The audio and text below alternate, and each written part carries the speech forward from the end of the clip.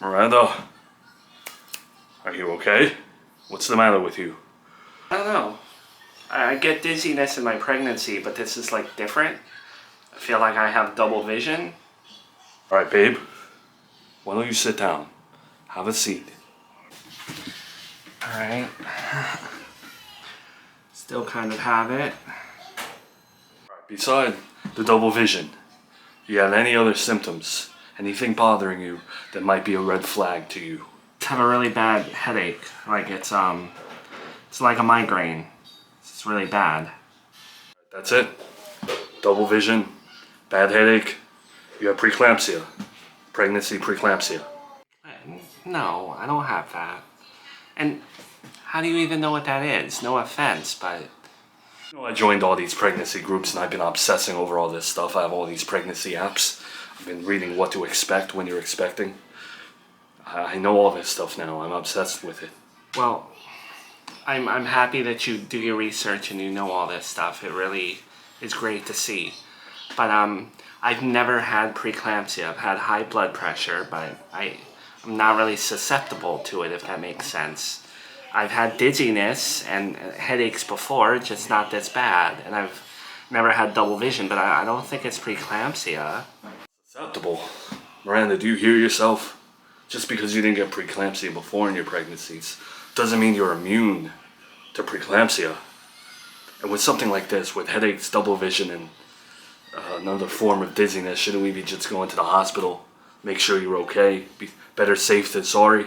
No, it's a headache and a little dizziness. I'm sure that's what the double vision is. I have work tomorrow, and I have to take Junior to school. I also have to pick him up. I can't really be going to the hospital tomorrow. I think your health and the health of our baby is more important. Why don't you just call out tomorrow?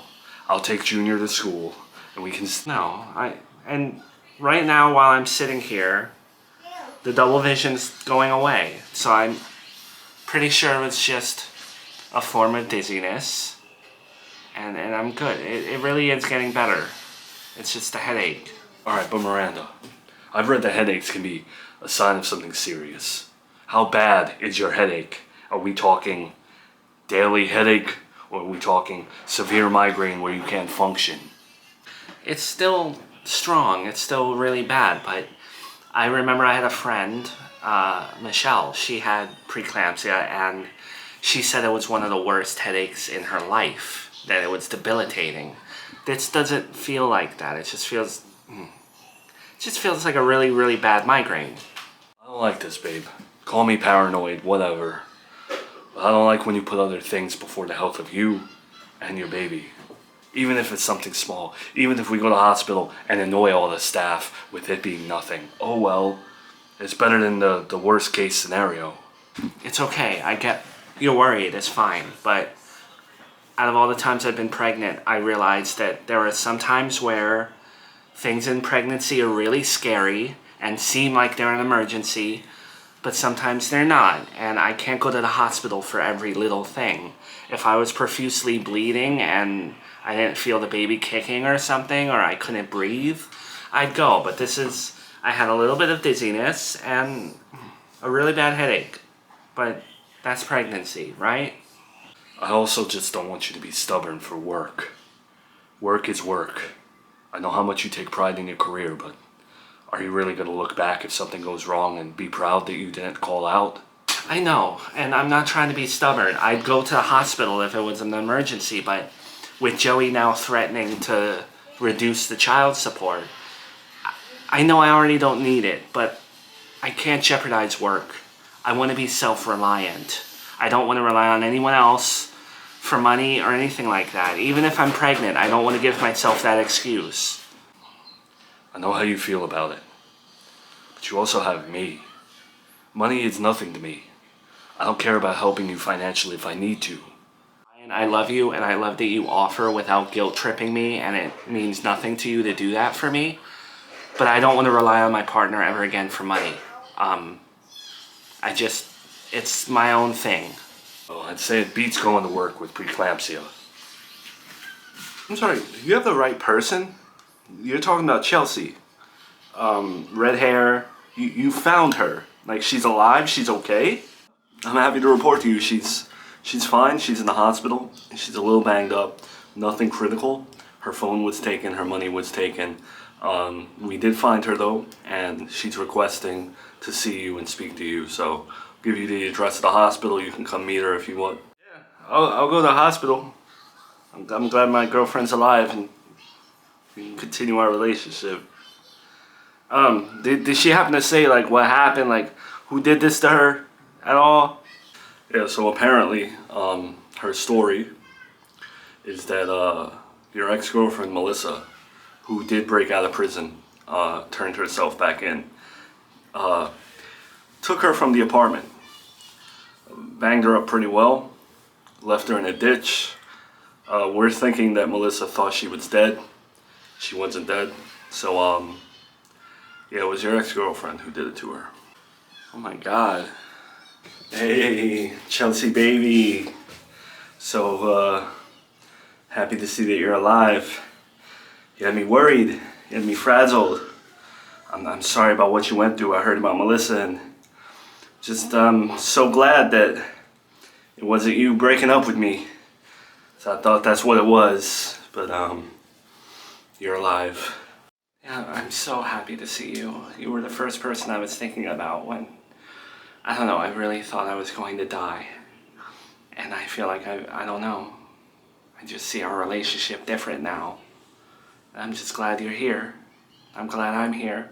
Can you believe, after us having the love we had after my failed marriage, that people like the police would question me in your disappearance? That's what was going on. And I told them I thought you broke up with me. But no, you're still alive and we're still together. Oh, it was your stupid psycho ex-girlfriend who I should have known. You know, she sent me a text from a random number asking if I was dating you. I should have known something was up. But now I think after this, she'll be in jail forever. Yeah, of course, you know. I'm just really over the moon that you're here. You know, thank you for coming to see me in this hospital.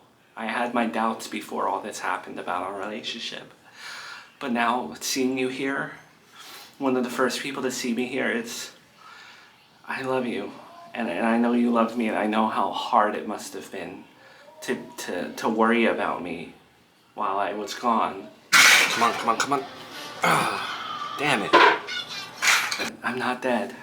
So, I'm, again, you can vent to me all you want, you know. I need to be kept occupied in this hospital, so what did I miss while I was gone? I guess the only news to tell you while you're in this place is that I'm trying to change my child support and get it lower and, you know, not be so stifled by it, you know what I mean? And I'm also going to be telling my job that I'm staying on disability because, you know, the pain. I can't work. I can't do construction after being stabbed in the shoulder, you know, so probably be out of work for a while. Still, keep that child support lower. Well, now that you're gonna stay on disability, me and you can have more time at home together. Yeah. There's not another person in the world that I would rather be with.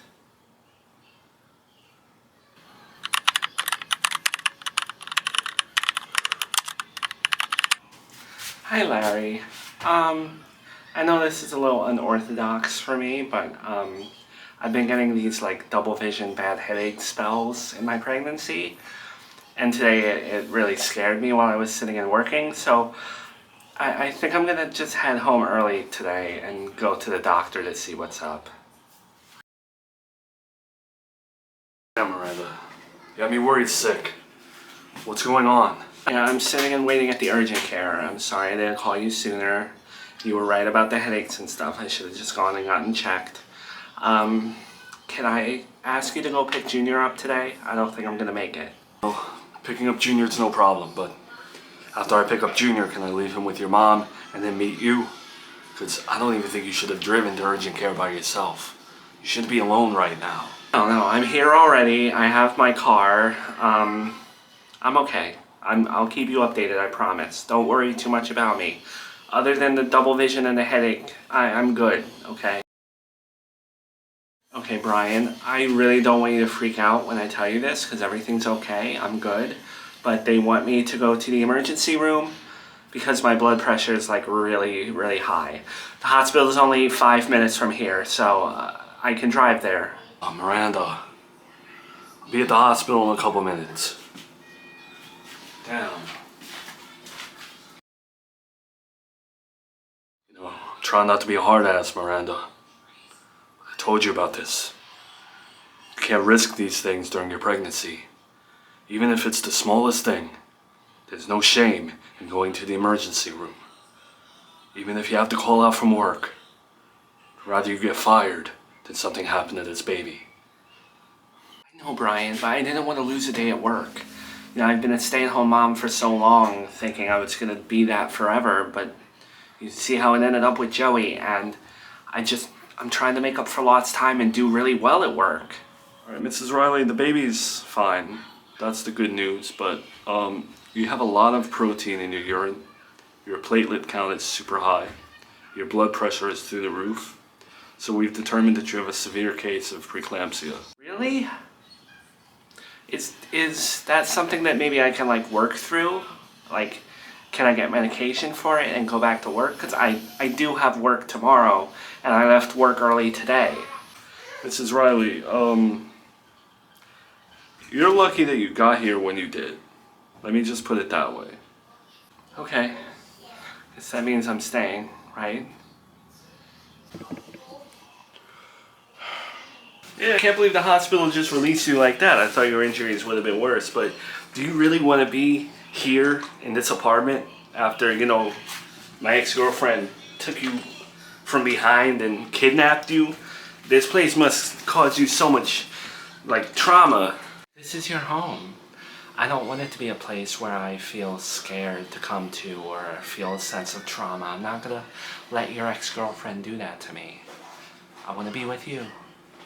Also, you spoke to my mom while I was missing? Yeah, I did sit down with your mom and I told her that I didn't want her to think that I killed you or something, because I know, you know, whenever a girl goes missing, it's always the boyfriend and stuff like that, and the police were treating me that way, so.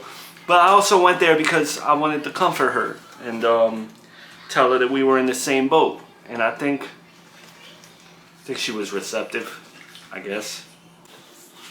It's really sweet of you. Not many men would do that. Alright, well, make yourself at home. I gotta go work on that paper to adjust my child support. It's like another petition and crap. So, I'll be in the other room for a bit. Okay. I'll be here. At least they released you from the hospital and you have your medication. And I think that this preeclampsia stuff can be handled. I apologize if I was overbearing in the hospital. I just get so nervous when it comes to the baby. And I know I don't need to tell that to you, of all people, for what you've been through. Yeah, I'm glad it wasn't worse. But did you hear what the doctor said right before I got discharged? Did you see the note he gave me? These doctors speak fast and they have a lot of information. I didn't catch everything. So what are you referring to? My doctors had said it was okay for me to work with my cervical cerclage because I had nothing else going on with my body. But with preeclampsia, now I'm like super high risk. So with the preeclampsia and the cerclage, they don't want me to work. They want me to go on disability for the rest of my pregnancy. Well, that's good. Now you don't have to worry about anything happening at work. It's better to be safe than sorry. And yes, I have you, and I know everything will be okay, but that's not the point. Like, I worked my ass off on my own, and I didn't need anyone's help. And then, with Joey reducing the child support, yes, I didn't need it before. But now that my income is going to be lower because of disability, I do need his child support. And I don't want to ask you for money because I worked my butt off to not ask my partner for money. Don't worry about money. I told you, I'm here and you have... Brian, my ex-husband said I could be a stay-at-home mom. And I lost all my work skills and I had such a gap on my resume. And then I go back to this job and I move up in the ranks and I really worked my ass off. And now to take off this amount of time, it's just going to derail everything, and I'm upset. After my divorce, I was left with nothing.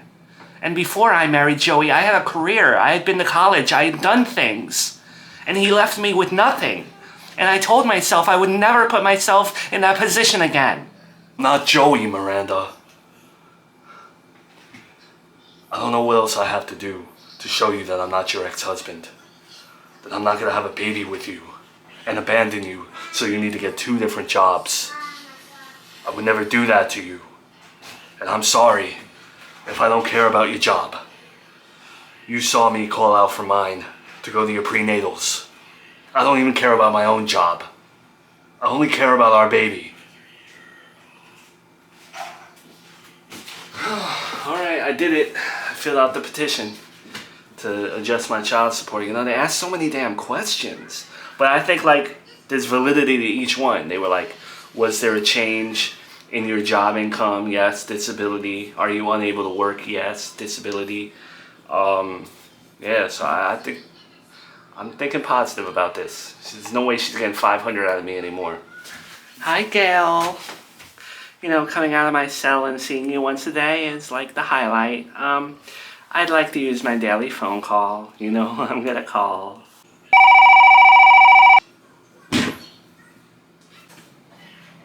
Who was that? No one. Spam call.